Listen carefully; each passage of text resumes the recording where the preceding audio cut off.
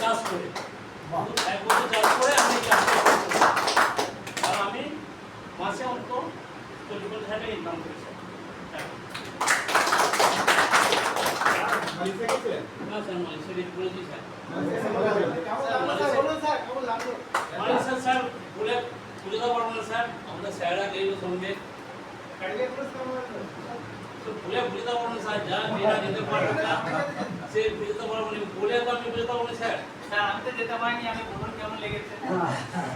আমার স্যার আছে অপূর্ব স্যার, অনেক জানা গেলে বুঝতে পারবো না স্যার কি জিনিস। আমি চাষ করে 1 বছর চাষ করে 4টে স্কুল অ্যাচিভ করেছি।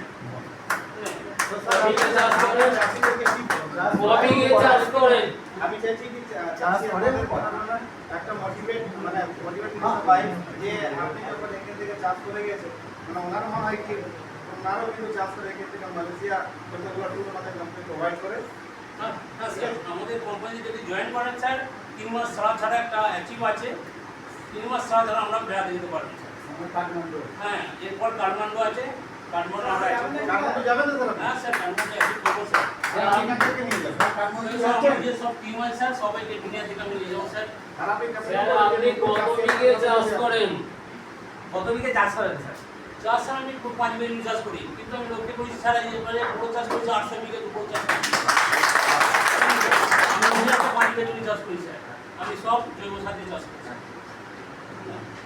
স্যার। আপনি তো এডি অফিসে জয়েন করিয়েছেন, তো এডি স্যারকে তো জয়েন করিয়েছেন, ওটা বলুন স্যার, বলুন এই অফিসে ওটা বলুন।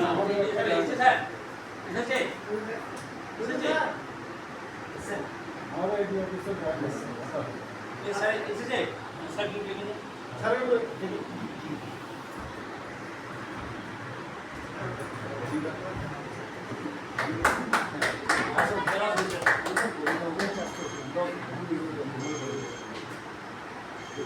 স্যার আমাদের স্যার এটা স্যার স্যার উনি আমার বড় স্যার এটা আপনাদের এলাকায়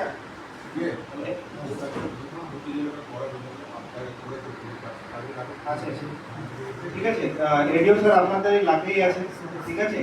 উনিও কিছু এক্সপিরিয়েন্স আপনাদের কাছে শেয়ার করবেন, বা কিছু ফার্মার যদি এখানে প্রেজেন্ট আছে যারা চাষ করেছেন, আমি চাইবো কি আপনারা এসে পড়ে আপনি যে রেজাল্ট এখান থেকে পেয়েছেন, বা আপনি যে রাসায়নিক সার দিয়ে চাষ করতেন আর আমাদের যেটা প্রোডাক্ট দিয়ে যে চাষ করছেন তার মধ্যে পার্থক্য আমি চাই কি আপনি বোঝান।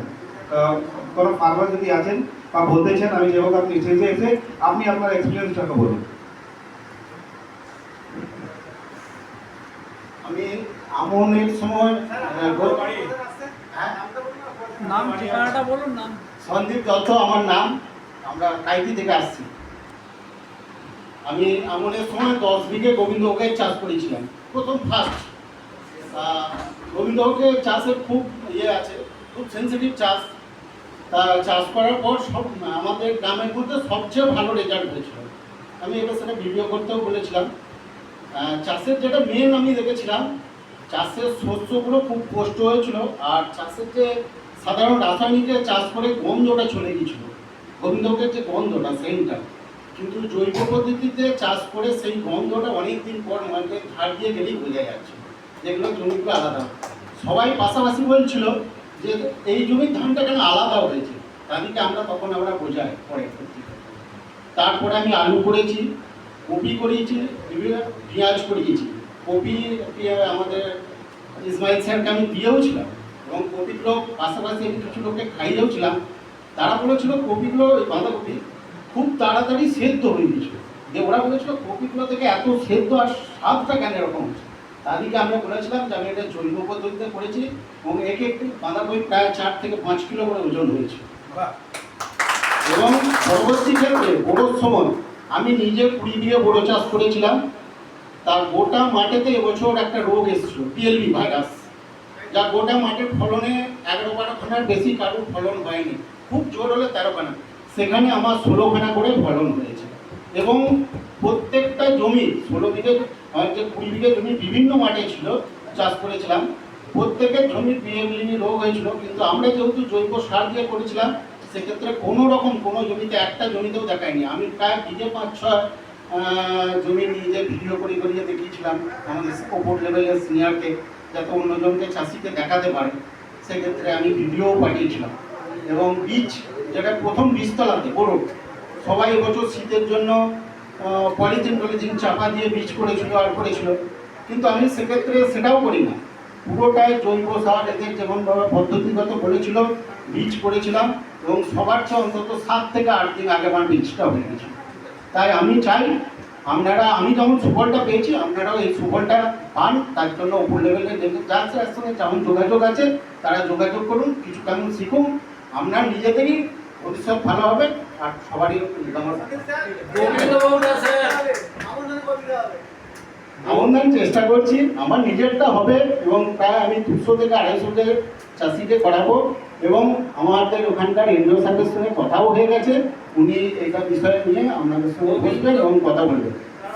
গোবিন্দভোগের পার বিঘা প্রতি কিরকম কি দিয়েছেন সেটা আমি পরে বলবো। স্যার আমরা একটা চাষি বলছি স্যার, আমি একটু চাষ করি। সেটা আপনি যোগাযোগ করবেন, আমরা একদম খেলা থেকে আপনাকে স্যার আমরা চাষ করে স্যার এই ব্লেজার পরে করছি স্যার, আমরা প্রতি চাষিরা এরকম ব্লেজার পরে স্যার করবো স্যার, এরকম আমরা ব্যবসা করি স্যার।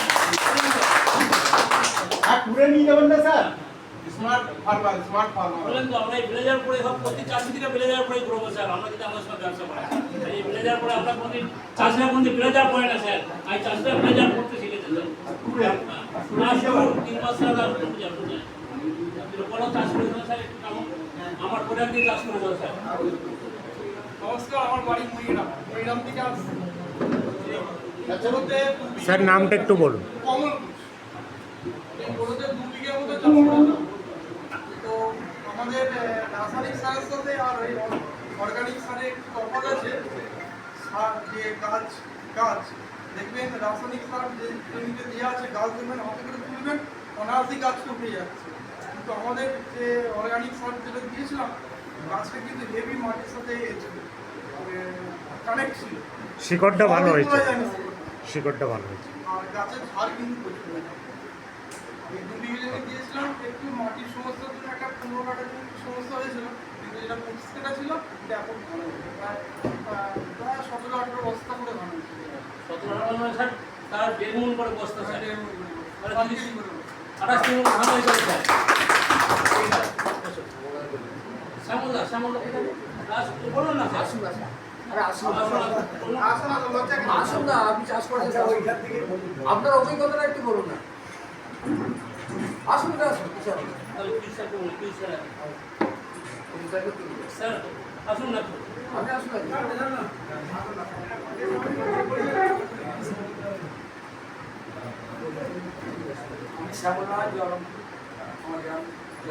স্যার মাইক্রোফোনটা নিন না স্যার, মাইক্রোফোনটা।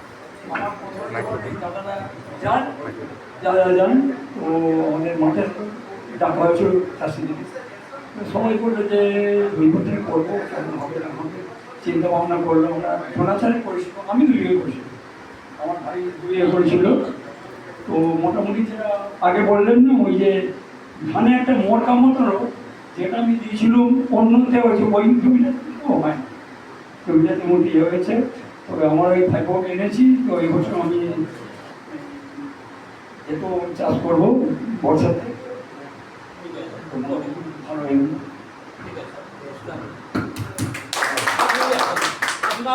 বলুন না স্যার, আমিও চাষ করি তো, তিনি স্যার একটা সমবায় সমিতিতে চাকরি করে স্যার, ক্যাশিয়ার আছে স্যার, উনি চাকরি করে, উনি আমাদের চাষ করেছে। আমি বিদ্যুৎ ঘোষ, বাড়ি কৃষ্ণবাটি, কানপুরের পাশে। আমি এবছর প্রথম আমাদের ঘোরাপা এবং আমাদের প্রদত্তবাবু নাসির সঙ্গে যোগাযোগে আমি চাষ করেছি এবছর প্রথম পুরোতে, এবং যেখানে আমরা পুরো চাষ করেছিলাম মিনি হেক্টর, ধান থাকে মিনি হেক্টর চাষ করেছিলাম। তা যেটা ওনারা বলছেন যে একদমই রাসায়নিক সারটা বন্ধ করবেন না, কিছু পরিমাণ দেবেন, তার সঙ্গে এটাই যোগ করতে হবে। তা ওনাদের কথা মারবিক আমাদের পদ্ধতিতে চাষটা করেছি, আপনি খুব বেশি করতে পারেন, তুমি চাষ করেছিলাম 2 বিঘা। তা সেই 2 বিঘাটা দেখেছি আমাদের মাঠে যে দাদা বললেন স্যার ওই রকম নিজে নিজে বললে হবে না, আমরা শুনছি তো। যে আপনারা রোগ পোকাটা যেটা আমাদের আমার জমিটা লাগেনি, যেহেতু প্রদীপবাবু জানেন যে আমাদের সম্বন্ধে পাশের গ্রামে উনি চাষ করেছিলেন, ওনার যে জমিগুলো প্রচুর পরিমাণে ভাইরাস লেগে গেল, তার পাশের জন্য আমার কোনো ভাইরাস লাগেনি। সে ছবি আমি প্রযুক্তি তাকে দেখেছিলাম, উনি নিজেকে ভিডিও করেছেন, ঘোরাটা ভিডিও করেছেন, নাসিরটা ভিডিও করেছেন আমার নিজের জমি থেকে। জানি না যে ভিডিওটা আপনার ছাড়া হয়েছিল কিনা, বাতাস কাউকে দেখানো হয়েছিল, আপনার দেখানো হয়নি। কিন্তু আমার চাটুতো ভাইরা চাষ করেছিল, কোনো রাসায়নিক সার দিয়ে করেছিল, কোনো জৈব সার দেয়নি।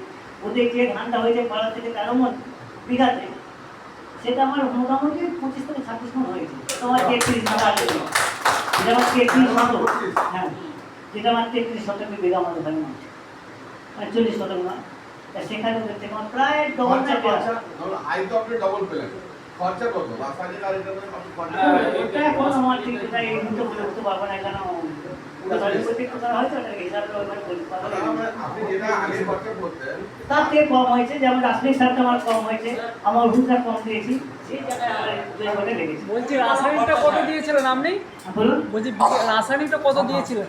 রাসায়নিকটা আমি যা দিই তার থেকে আমি 1/3 কমিয়ে দিয়েছি, তাই 3 ভাগের 1 ভাগ আমি কমিয়ে দিয়েছিলাম, যেটা গোড়াটা বলিয়ে দিয়েছিলেন।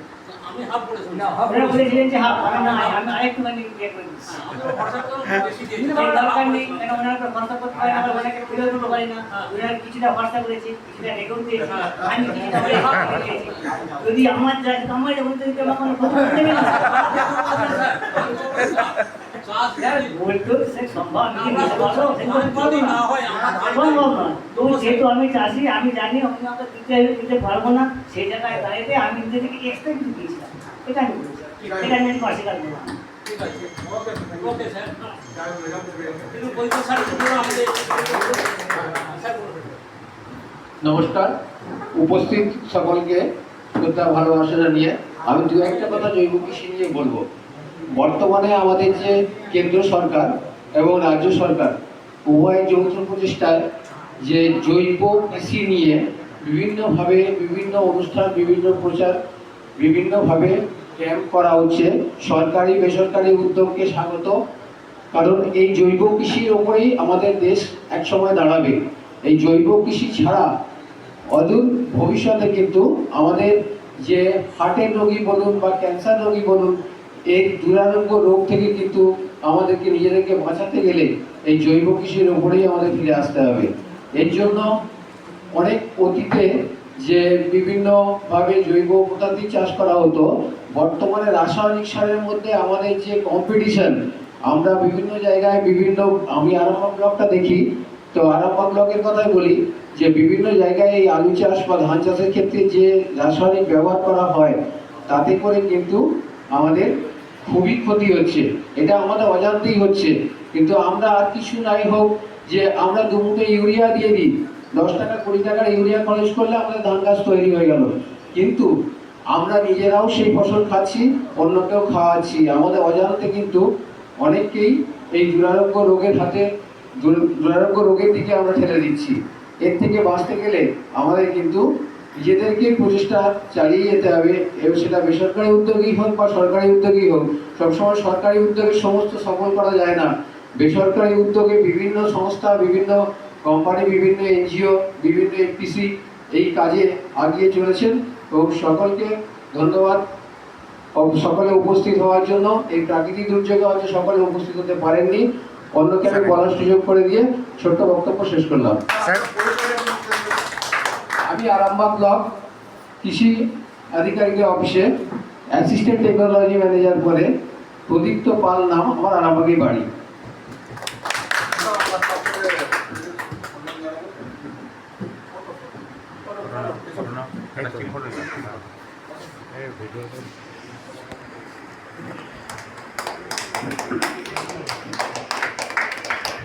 ফটোটা